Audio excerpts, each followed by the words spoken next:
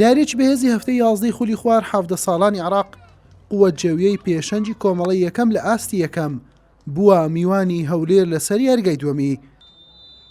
لە نیوە یەکەم ڕێژەی هێرشەکان کەم بوون، هەردوو تیپ بە هەستیاریەوە مامەڵەیان لەگەڵ بارودۆخی یاریەکە دەکرد.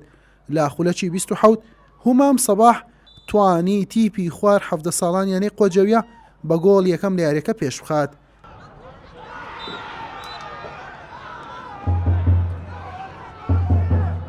هەولێر نەیتوانی لە نیوە یەکەم ئەنجامەکە یەکسان بکاتەوە. لە نیوەی دووەم و لە خولەکی 54 ناوبژوان لێدانێکی سزاشی بۆ تازە پێگەیشتوەکانی قووەتجەویە ئەژمار کرد.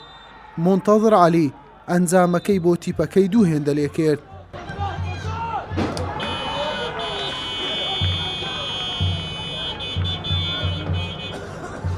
لە کاتێکدا هەولێر پێویستی بە گۆڵ بوو، بەڵام تازە پێگەیشتوەکانی جەویە باشتر دەردەکەوتن و مەترسیدارتر بوون بۆ تۆمارکردنی گۆڵی زیاتر. لە خولەکی 84 ناوبژوان ئەمجارە لێدانێکی سزای بۆ هەولێر ئەژمار کرد. موستەفا نەظیر تۆپەکەی خستە دەرەوەی چوارچێوەی گۆڵ و لە دەستیدا. یاری هەر بەم ئەنجامە مایەوە و تیپی تازە پێگەیشتوانیانەی قۆجەویە با دوو گۆڵی پاک لە یاریەکە براوە بوون. دەستخۆشی لێوە دەکەم کە پاڵپشتی هەموو فەری فیاتەکان دەکەن بێجیاوازی. وڵی ئیدی ئەو یاریەمان خۆمان ئامادە کرد بوو زۆر باش، بەڵام ئیدی لە ڕۆژ خۆمان نەبووین. ئەوە زۆر شکرین بە خودای گەورە. ئینشاءڵڵا لە یاریەکانی قەرەبووی دەکەینەوە باشترین دەگەر باشترین شێوە دەگەڕنەوە.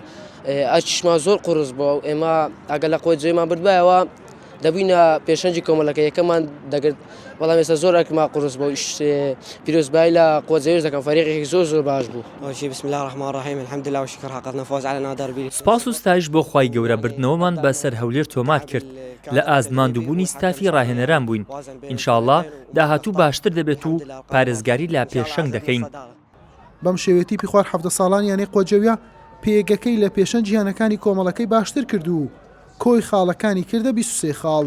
هەولێریش بە 18 خاڵەکەی لە ناوەڕاستی ریزبەندا.